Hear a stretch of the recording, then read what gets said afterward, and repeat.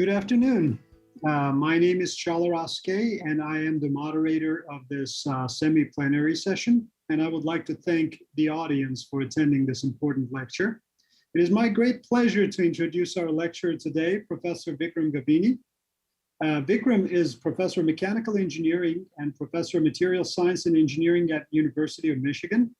Vikram received his bachelor's degree in mechanical engineering from Indian Institute of Technology before moving to the United States to complete his master's degree in applied mechanics and PhD in mechanical engineering at Caltech.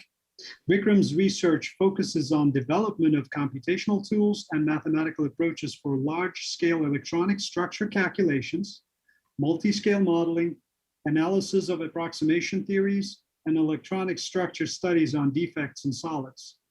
He has made many contributions to the state-of-the-art in novel methods and algorithms for density functional theory using quasi-continuum, as well as enriched and higher-order finite element approaches.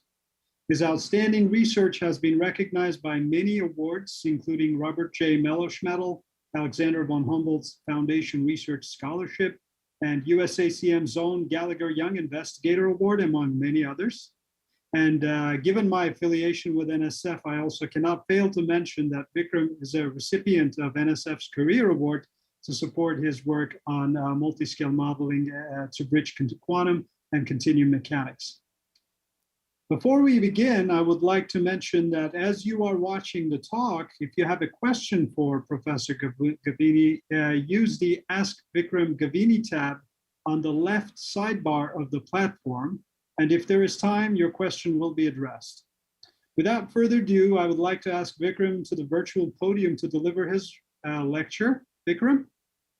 Thanks, Shalar, for the kind introduction. I would like to thank the organizers for providing this wonderful opportunity to present our work. So today, I will talk about the work that we've been doing over the past 3 years or so, moving towards large-scale quantum accuracy material simulations.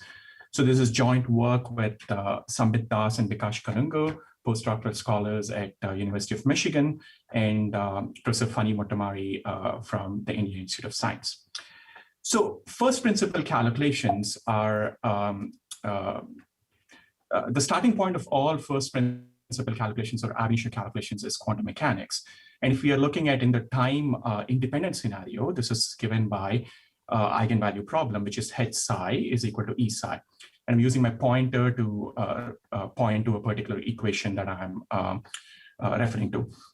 So here h is the many-body Hamiltonian. It comprises of the kinetic energy of electrons, kinetic energy of nuclei, electrostatic interaction between the electrons and nuclei, electron repulsion, and nuclear repulsion.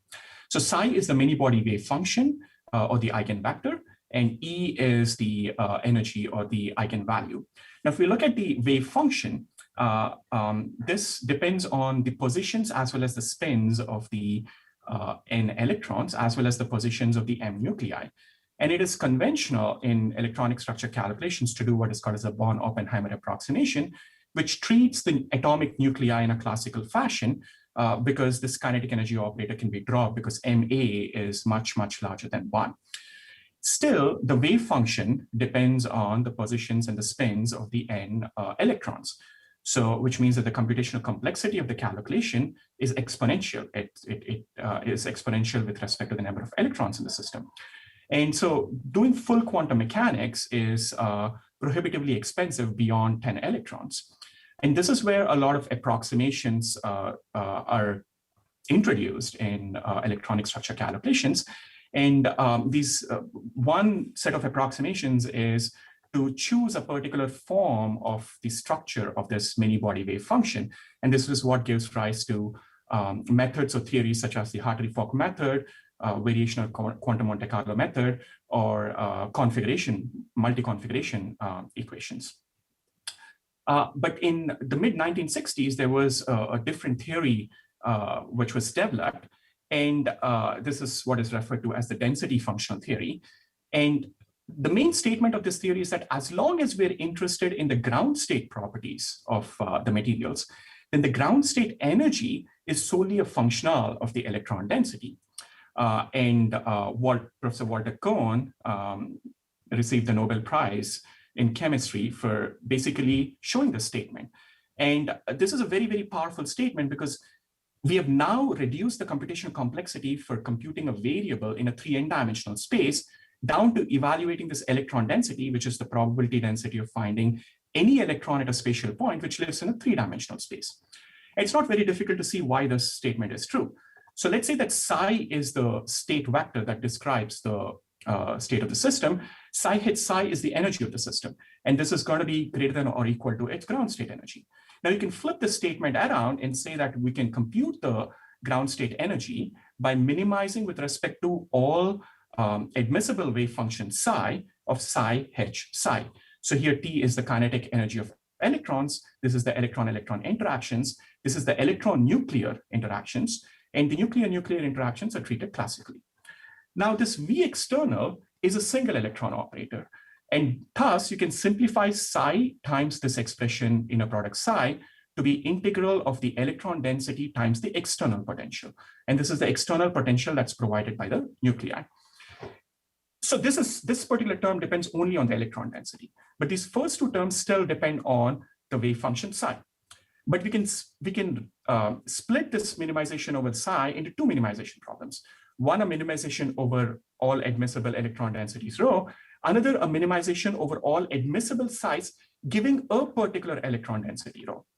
Now, this minimization problem in this round bracket can be written as a functional f of rho. So we have the ground state energy as finally a functional of electron density. Now, this shows that there exists. So one of the points that I want to make is that this f of rho is a universal functional solely governed by the properties of electrons. It doesn't matter what system that we're talking about. It could be a molecule, it could be a piece of, it could be a nanoparticle of copper or aluminum or whatever it is. So this is the universal functional that's solely governed by the properties of electrons. We know that there exists such a functional, and we know that this is unique, but we do not know what its form is. And that's the holy grail of density functional theory. But Kohn and Sham did a very clever trick. And what they did is they split this f of rho into three terms. The kinetic energy of non-interacting electrons. This is the classical electrostatic interaction between the electrons, which is computed like by the solution of a Poisson problem. And the remaining part is lumped into this exchange correlation functional, which is called as EXE. Now, I'll show you that TS of rho can be indirectly computed. So the only unknown over here is this exchange correlation functional. And although we know that there exists a unique exchange correlation functional that gives you the true quantum accuracy, we do not know again what the form is. And this is the only piece that is practically modeled in density functional theory calculations. And I will comment on how we can improve the existing models towards the end of my presentation. Now let's look at how TS of rho is computed. Now we can, because this is a variational problem, we can take the Euler-Lagrange equations with respect to rho, and what that gives us are what are called as the Kohn-Sham, what is called as the Kohn-Sham eigenvalue problem. So this is a single electron equation where the Kohn-Sham Hamiltonian is this. It comprises of a Laplace operator and an effective mean field that all the electrons see. So all the electrons interact with each other through this mean field. Psi i's are the single electron wave functions, and epsilon i's are the single electron energy levels. Now, this effective potential comprises of the external potential. This is the potential given by the nuclei, the Hartree potential, which is computed by the electrostatic interaction of this electron density rho, and the exchange correlation potential, which is the functional derivative of the exchange correlation energy. Now, if you look at it, this effective potential depends on the electron density rho, which is computed in terms of the single electron wave functions. And this Fi over here is an orbital occupancy factor, which is 1 if the orbitals are occupied and 0 if the orbitals are not occupied. And these Fi's are a function of the eigenvalues in general. Now, because V effective depends on rho, and rho in turn depends on the values of psi i's and epsilon i's, this particular problem has to be solved self-consistently. So this is a fixed point iteration. Now, once we solve this self-consistently, then we can go and compute the kinetic energy of non-interacting electrons indirectly from these single electron wave functions using this expression. And from there, we can compute what the ground state energy is. And once we compute the ground state energy, we can compute the forces, we can relax the structures. We can post-process and compute a range of material properties, be it mechanical, electronic, optical, gets tricky because this is no longer like ground state properties. Now, if you look at the computational complexity of this problem, it's governed by the solution of this eigenvalue problem, which scales cubically with this number of electrons. Still a high cost, but far better than the exponential cost of solving the full Schrodinger equation. Now, given this good balance between the accuracy and computational efficiency, density functional theory has been very widely used in a range of fields, from material science to chemistry to spectroscopy. In fact, an article in Nature in 2014, which did a survey of the highest cited articles in all fields, found that 12 of the top 100 are related to density functional theory, and also 2 in the top 10. So given this large importance of DFT to a wide range of fields, if you look at the past 40 years, there have been almost 100 codes, DFT codes that have been developed. Some of these are open source, some of these are commercial codes. And this is the data that I'm showing of citations across past 30 years or so for some of the most widely used codes. And you can see this exponential increase in the usage of DFT codes. And if you look at this list is primarily populated by very popular plane wave-based DFT codes. And for a good reason, because plane wave discretization offers systematic convergence. And when you're looking at periodic problems, plane waves is a very efficient basis. But still, if you look at the relationship of these DFT calculations to high performance computing, this cartoon, I think, nicely sums it up, where you have almost 25% of public supercomputer resources that are being occupied by DFT calculations. But many of these calculations are calculations on about 100 atom systems and many such calculations. So you really are not able to use the high performance computing architectures that are available and increasingly becoming more and more sophisticated to solve challenging and more complex problems. You still are limited by the system size limitations. The main reasons for this is that the plane wave codes lack good parallel scalability. And this, in conjunction with the cubic scaling of the DFT calculations, basically puts a lid on the accessible system sizes. But if you look at, there are many problems where large-scale DFT calculations are important. Let's say you want to study the properties of nanoparticles, because these are good candidates as catalysts. And even if you take a few nanometers nanoparticle, that has thousand or many thousands of atoms. Or maybe someone is interested in computing the electronic structure underpinnings of transport in biological molecules. And these molecules can be many thousands of atoms. Or there's a whole category of problems involving defects in materials. These defects are present in very small concentrations, but bring about a significant macroscopic change in the material properties. And if you want to study defects accurately, again, you need many thousands to tens of thousands of atoms. So this is where finite elements can be potentially useful because it offers systematic convergence. There is a great benefit that comes from spatial adaptivity of finite elements. It can handle complex geometries and boundary conditions, which are important for defects. And it has potential for excellent parallel scalability. But these advantages were known to people for a very long time. And in fact, the first finite element calculations were in the late 1980s. And there were a lot of works which explored the potential of using finite element basis for DFT calculations. But what all these works found was that there was a huge degree of freedom disadvantage.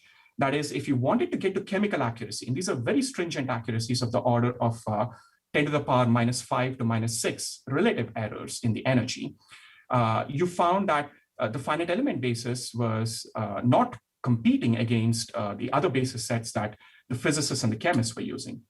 And this is where we did a systematic study to understand if higher order finite elements, which is you go up in the polynomial order and then see if that's going to give you any benefit.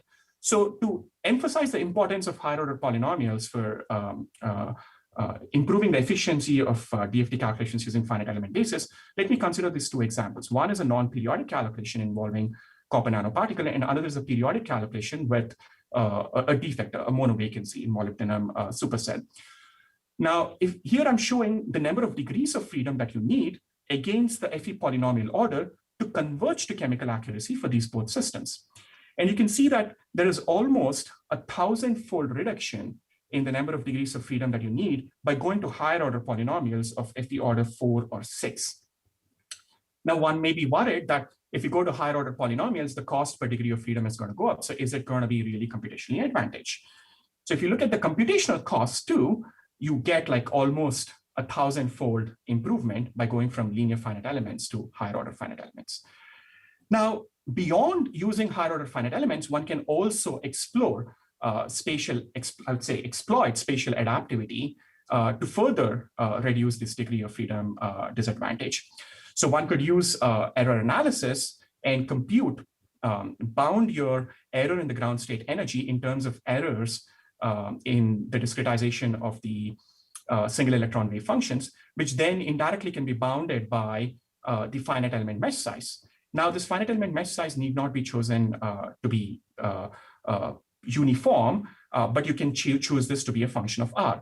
And then you can solve an optimality problem to figure out what this h of R has to be, such that you minimize this error metric subject to the constraint that the total number of elements is fixed. And if you do that, you can end up with spatially adapted finite elements where you can see natural finite element adaptivity around the atom. So this is the region where you have an atom core. And to provide you some more quantitative insights, so these are the number of DOFs for a 2,000 and 6,000 atom simulation if we were using uniform meshes, whereas these are the DOFs that you would need by using spatially adaptive finite element meshes. And you can see that there is another good factor 5 reduction by taking advantage of spatial adaptivity. Now, the second disadvantage of finite elements is that it is not an orthogonal basis. So when you discretize your eigenvalue problem, you end up with a generalized eigenvalue problem. Now, there are many more techniques available for standard eigenvalue problems than generalized eigenvalue problems. So it's more convenient to work with standard eigenvalue problems.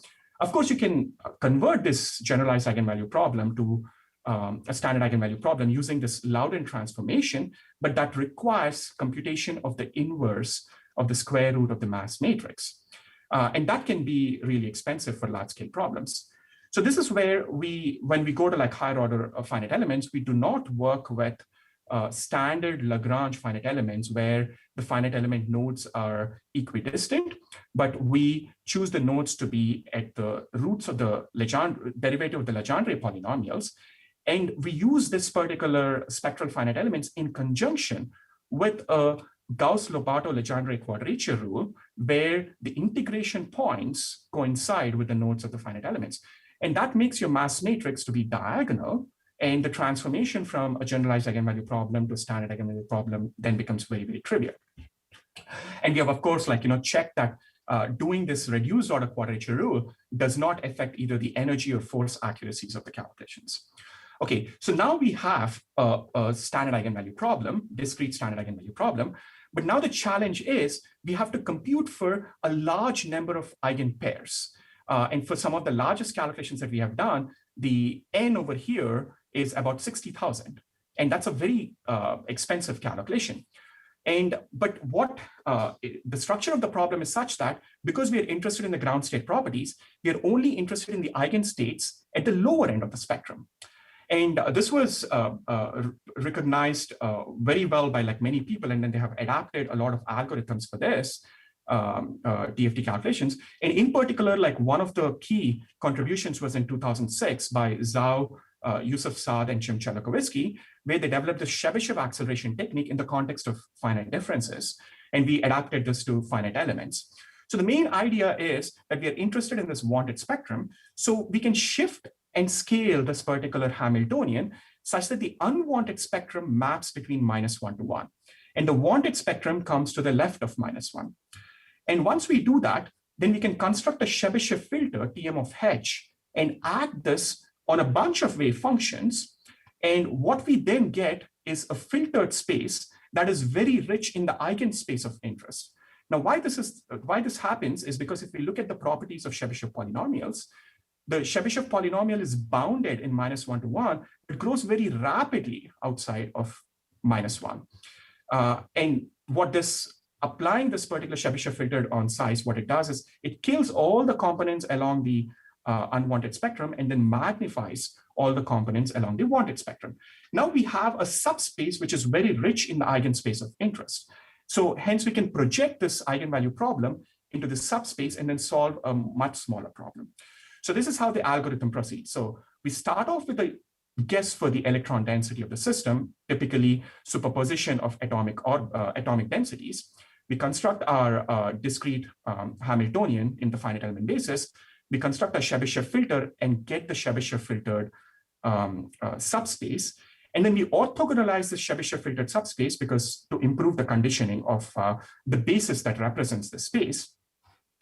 Then we project this particular problem into this orthogonalized Chebyshev filtered subspace, which gives us a much smaller Hamiltonian, roughly of the size of number of electrons by number of electrons.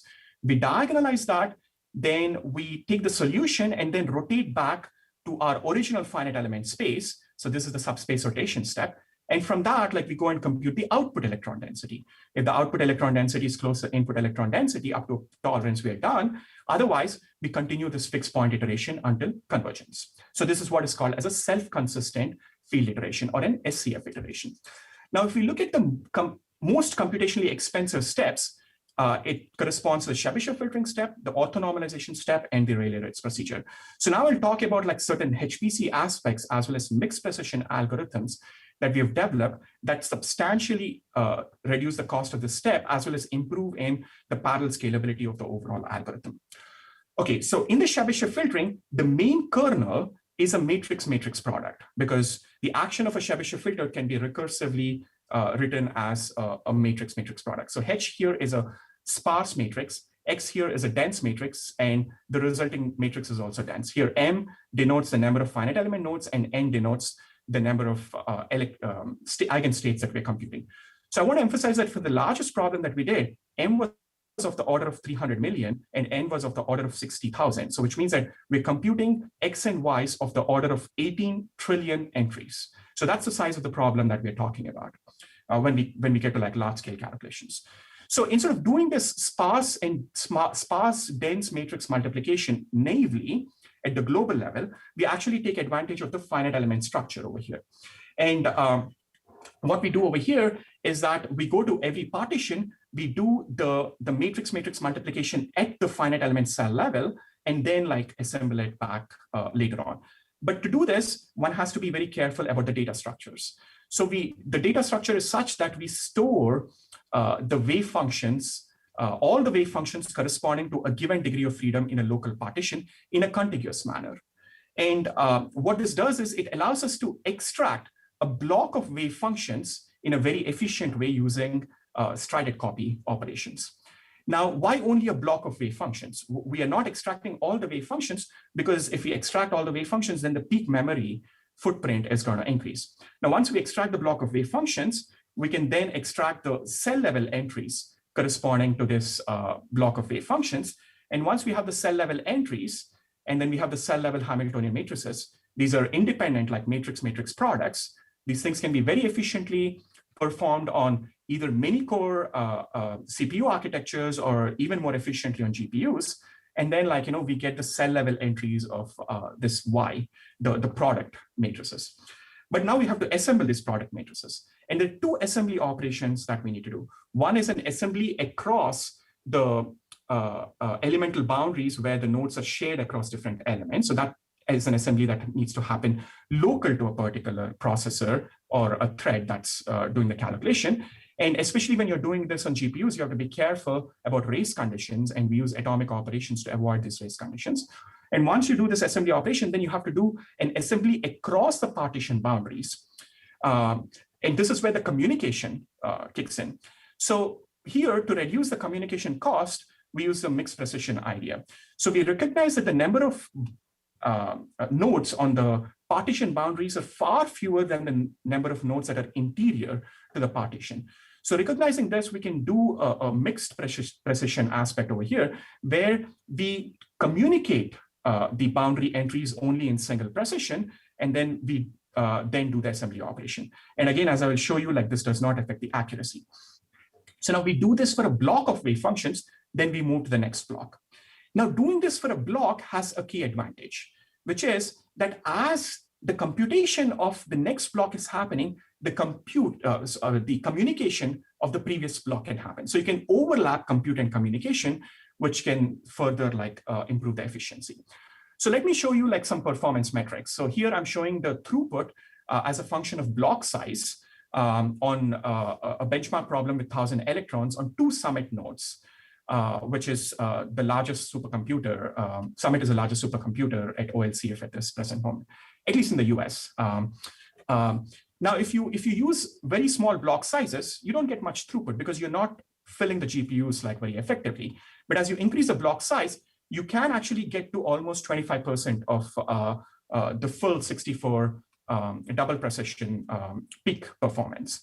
And here is a chart that shows how we can substantially cut down the Chebyshev filtering wall time cost by using GPUs. So here's a comparison running the problem solely on 84 CPUs on 2 nodes versus running it on 12 GPUs on 2 nodes. And you can see almost a 20x speed up over here. Okay, so the next step is once we have the Chebyshev filtered subspace, we need to orthogonalize the subspace. We do this by the Cholesky-Gram-Schmidt orthonormalization, where we take we construct this overlap matrix, and then we do the Cholesky decomposition, and then we construct the orthonormalized vectors using the inverse of the Cholesky factor. Now, there is a key aspect, again, of the DFT algorithm that we can use to develop a mixed precision algorithm over here. And that is that as the fixed point iteration proceeds, these wave functions approach the eigenfunctions at that particular SCF. So which means that this overlap matrix approaches a identity matrix. So using this idea, we can compute this particular S matrix in a mixed precision aspect where we compute the diagonal entries in double precision and off-diagonal entries in single precision. Then we do the Cholesky decomposition. And again, when we are computing the orthogonalized filtered vectors, we can again do the diagonal entries in double precision and use single precision for the off-diagonal entries. Then there is also the other aspect of memory when you're computing this overlap matrix. Because in every processor, local processor, you have to compute this overlap matrix, and the size of that is n by n. As long as n is of the order of 10,000 or so, it's okay. But as n approaches 20 to 30,000, then it starts to eat up the memory on the core or on the GPU.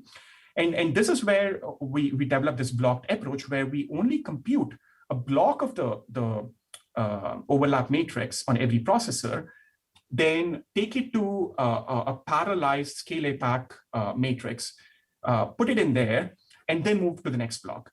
Now, this blocked approach not only reduces the peak memory footprint, but it provides us the opportunity to overlap compute and communication. So as the compute of block I is happening, the communication, the copy and communication of block I-1 can happen. So we can overlap these things. Now, here's a performance benchmark for this orthogonalization step on a system with 60,000 electrons that was run on 1,300 Summit nodes. And each Summit node has 6 GPUs. And so this is the throughput performance that we get like if it was in double precision. If we use mixed precision, the performance increases by a factor 1.8. And if we overlap compute and communication, it further improves by a factor 1.5, getting us pretty close to the peak performance of the double precision algorithm. And you can see that we can completely hide the compute bit behind communication. Depending on the problem, either the communication gets hidden behind the compute or compute can get hidden behind the communication. Then the next step is once we have the orthonormalized vectors, we project the problem into this subspace, which means that we have to compute this projected Hamiltonian, and then we diagonalize the Hamiltonian, and then we do the subspace rotation aspect. So even over here, by knowing, we can exploit, again, the aspect of the self-consistent field iteration of DFT, and the fact that eventually what we are interested is in the electron density. And when we are interested in the electron density, this Fs over here are such that as you're away from the chemical potential, the occupancies are 1. So as long as the occupancies are 1, I don't need to compute what these Fs are. And as long as I have vectors that span the occupied space, I can compute what is the contribution coming from this particular core states, which have full occupancy. So taking advantage of this, you can split these set of wave functions that we want to compute into an occupied, those that have occupancy to be 1 and those that have fractional occupancy. And because of this, because we are only interested in computing the eigenvalues explicitly of the fractional states, what we can do is we can compute this we can have this 2x2 block structure where these 3 blocks can be computed in single precision, and only this block is computed in double precision. And that significantly, again, cuts down the computational cost. And again, we can use the self-consistent field iteration aspect, that the fact that this Q approaches identity to develop mixed precision algorithms. And now if I look at the performance of this step, you can pretty much like get very, very good throughput performance for these particular steps when you are using these ideas of mixed precision and overlap. But of course, what accuracy errors, what is the accuracy of these mixed precision algorithms? So that's the next question. And to address that, we considered 3 benchmark problems, a non-periodic problem and 2 periodic problems over here. And here I'm showing the accuracy with respect to a full double precision calculation. And you can see that the errors in the energy are almost negligible. The errors in the forces are at least 2 orders of magnitude higher than the tolerances to which you want to converge your forces. And if you look at the number of SCFs between a double precision calculation and a mixed precision calculation, there's absolutely no difference, which also talks about the robustness of the mixed precision algorithms. Okay, so now that we have these things, how do these particular advances compare against existing plane wave codes? So we put all these advances into this Dft FE open source package. And as benchmark problems, we are using a mono vacancy and a magnesium, and we're solving these things to chemical accuracy. And we consider like system sizes of increasing a number of atoms.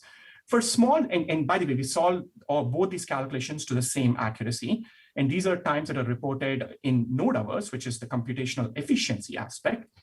And for small systems, we are a bit slower compared to quantum espresso. But as you go to like larger systems, we almost become close to 6 to 10-fold efficient as you go to like a few thousand atoms or beyond.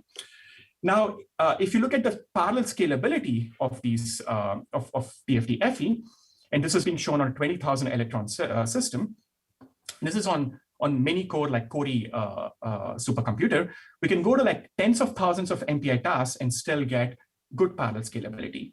And also like this is the parallel scalability on GPUs. And one thing that I want to emphasize is even a 20,000 electron system, a single SCF, we can compute it in about 10 seconds or so.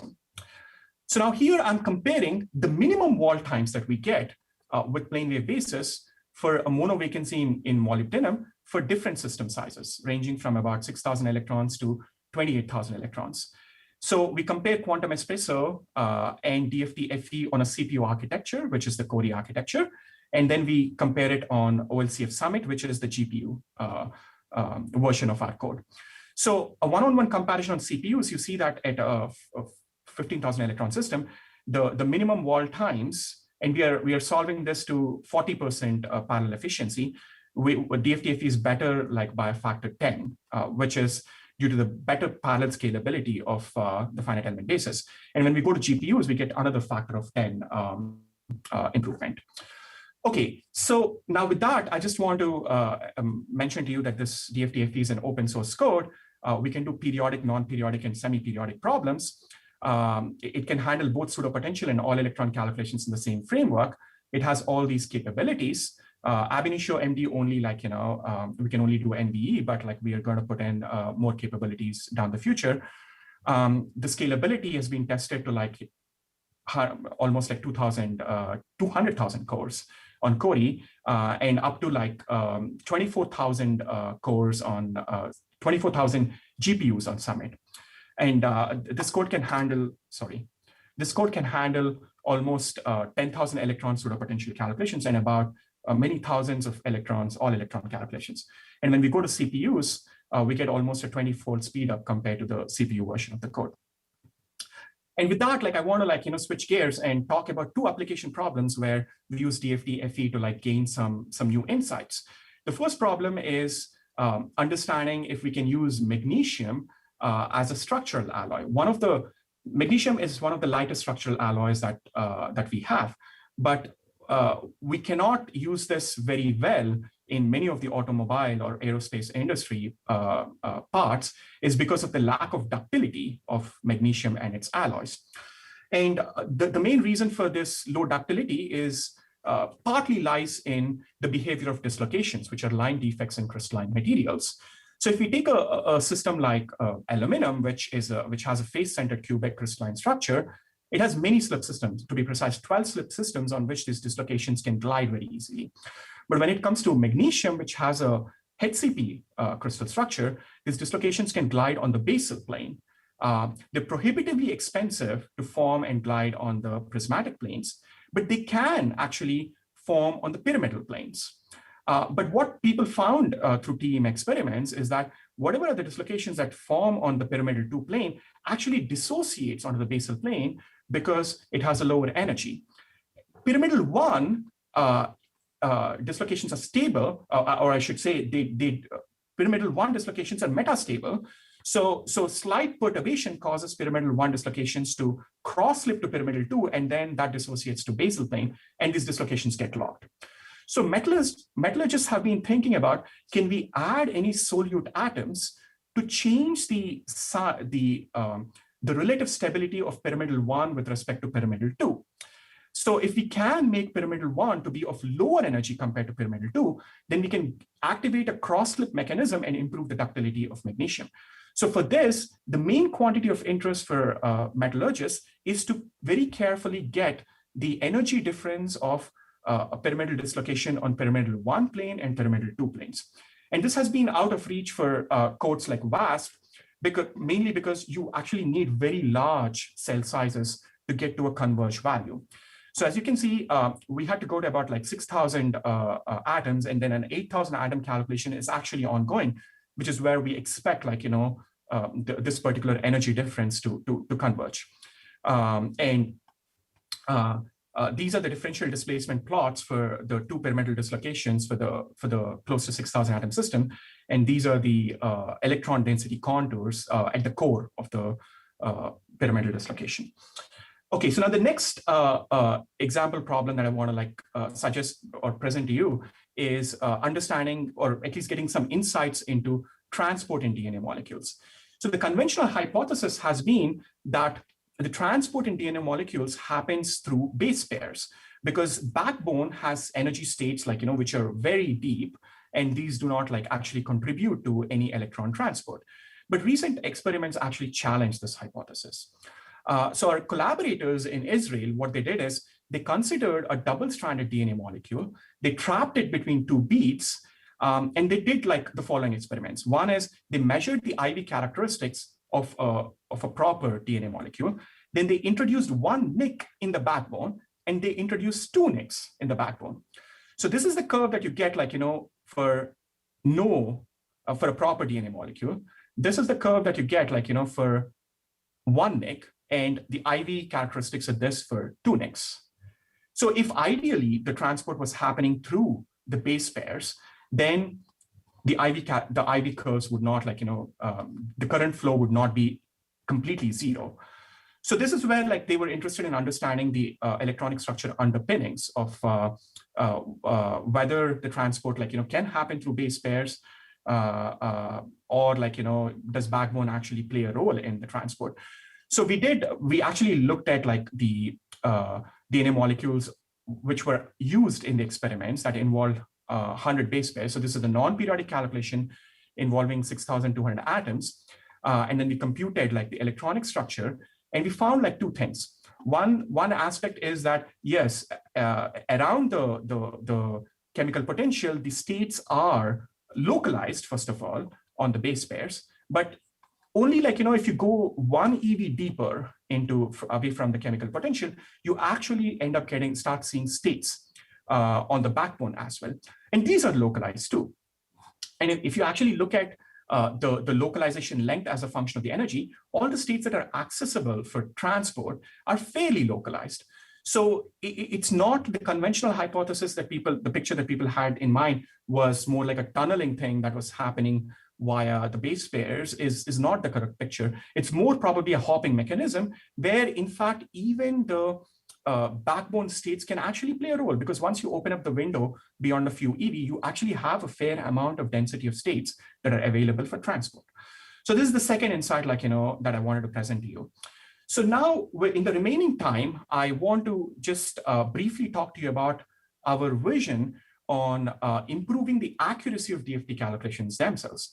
As I mentioned to you, DFT calculations are only as good as the quality or the accuracy of the exchange correlation functional that we're using. And the available exchange correlation functionals are really good or fairly good, for weakly correlated systems. But when we go to strongly correlated systems and many technologically important materials which fall into the class of strongly correlated systems, where there are known deficiencies of existing models, exchange correlation functional models. So the framework that we have in mind is the following. So let's say that we can do many body quantum calculations. Now, of course, these calculations can be done on only very small system sizes, maybe 50 to 100 electron systems, but that's still okay. Now, let's say we do these calculations and we get the ground state electron density and the energy. And these are the true full quantum mechanical electron densities and energies. Now, we can potentially solve this inverse DFT problem where we invert the DFT equations to figure out what should be that exchange correlation potential that gives you back the same electron density that we're getting from the many body quantum calculation. And once we have the exchange correlation potential field and the electron density field possibly solved for even few molecular systems, we can then start learning the functional dependence of the exchange correlation potential as well as the energy functional. And here is where we're appealing to the universality of these particular functional. This is a universal functional that's solely a property of electrons. So we have hope that, because of its universality, whatever we learn on the small scale systems is transferable to, in general, to other material systems as well as large scale systems. Now, the main bottleneck, in this particular framework, is the solution of this inverse DFT problem itself. And people have tackled this problem for almost 25 years and found that this was very numerically challenging. And if you solve this, you end up with either spurious oscillations in the exchange correlation potential or non-unique solutions if you try to regularize it. It's an inverse problem, so it's not very surprising that this is a very sensitive and close to being ill-posed problem. But theoretically, you're guaranteed, if you do everything carefully, you're guaranteed to get a proper exchange correlation potential. And the main issues over here are the following. So when you look at many body quantum calculations, these are typically computed in a Gaussian basis because it's much more efficient to do this in a Gaussian basis. But Gaussian basis has wrong asymptotics. So for instance, this is a hydrogen molecule, and I'm showing the electron density along the bond length of a hydrogen molecule. So the proper density is given by this particular magenta line, and then the one that's computed from the Gaussian density is given by this green line. You can see from an I metric that the error is only very little and only in a very small region around the nucleus. But if you actually go and invert these things, you see the spurious oscillations that come up because of this very, very small errors. And the second aspect which causes the numerical difficulties is the inversion itself being conducted in an incomplete basis. So we have recently overcome these numerical challenges, which is reported in this work. So we are starting with densities that are computed from configuration interactions, which is pretty much the ground truth from full quantum mechanical calculation or close to full quantum mechanical calculations. And from these densities, we are able to invert and get our exchange correlation potentials. And then the hope is that having these both information, we can figure out what this particular functional is. So the main ideas in our inverse DFT framework is that we are solving a PD constraint optimization problem where we are minimizing the error in this weighted L2 norm the electron density, where rho data is the data that we are getting from the many-body quantum calculations. And the control variable over here is the exchange coalition potential. And this minimization is happening subject to the constraints that the Kohn-Sham equations are being satisfied. And this rho is going to come from these single electron wave functions. We use a systematically convergent higher order FE discretization that ensures completeness and a proper convergence of this inverse DFT calculation, but that still leaves us what do we do with the wrong data itself that we are getting from the Gaussian basis? So we add a small correction to this rho data by this delta rho, where we capture the basis set error by doing a finite element calculation and a Gaussian based calculation for a model XC functional, and then using that as a basis correction to the rho data of a many body calculation. And we see that this particular trick works well. And also we can control the far field asymptotics as well, given that this is a field formulation, and we can impose the far field known asymptotics of this exchange coalition function, exchange coalition potential. Now let me show you some data to impress upon you that we are able to compute these exchange coalition potentials accurately. So this is for a hydrogen molecule along the hydrogen-hydrogen bond length. So this is the true exact exchange coalition potential given by the magenta line. You can see that this is actually quite far away from the LDA approximation, which is the most widely used approximation in DFT calculations, even for the simplest system of a hydrogen molecule. And as you stretch the hydrogen molecule, and this is the exact exchange coalition potentials along the bond length again, at twice the equilibrium and then at dissociation, these become strongly correlated systems now, once you start stretching the molecule. And you can see that our techniques still work for such strongly correlated systems. And here is the result for water molecule.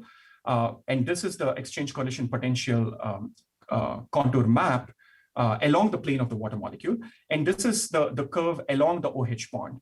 And you can see that the exact exchange coalition potential is very, very deep compared to what LDA is predicting. And this is where the hydrogen atom is. And again, qualitatively, you see important differences between what LDA is giving you and what the exact exchange coalition potential is telling you. And one of the ways of verifying that what we are computing via the exact exchange coalition potential is right is verifying the Koopman's theorem. As long as the HOMO eigenvalue using the exact exchange coalition potential is close to the ionization potential, then that means that we have the right exchange coalition potential. We have done these exchange coalition potential calculations for many systems, ranging up to 50 electrons. We're collecting all this data. We're also comparing these things against state-of-the-art exchange coalition functions, and we are finding significant errors, which actually provides us for the scope that this can be substantially improved. The exchange coalition model functions can be substantially improved. So with that, I would like to conclude my talk. I've talked about the computational framework as well as the algorithms that we've developed for fast and accurate and very parallel scalable DFT calculations, which can handle systems up to 100,000 electrons. I've presented to you insights from two problems where these large scale calculations actually become important. And I've shared some thoughts about how we can potentially improve these exchange correlation approximations via using inverse DFT to get exact exchange coalition potentials, and then using this data and using system identification of machine learning techniques to improve upon the existing XC functional models. So with that, I will thank all of you for your attention, and we'll be happy to take any questions. Well, I would like to thank you, Vikram, for this wonderful lecture that goes from algorithms to actually high performance petascale computing all the way down to physics. So it was a fantastic lecture, and thank you for this. Thanks, we are running up against the time limit here, so we will not be able to take any questions, but feel free to email Vikram. I will take that incentive to forward the questions to Vikram. And if you have any questions, I would like to thank everybody for attending this session, and thank you especially, Vikram, for the wonderful lecture. Thanks, Shala.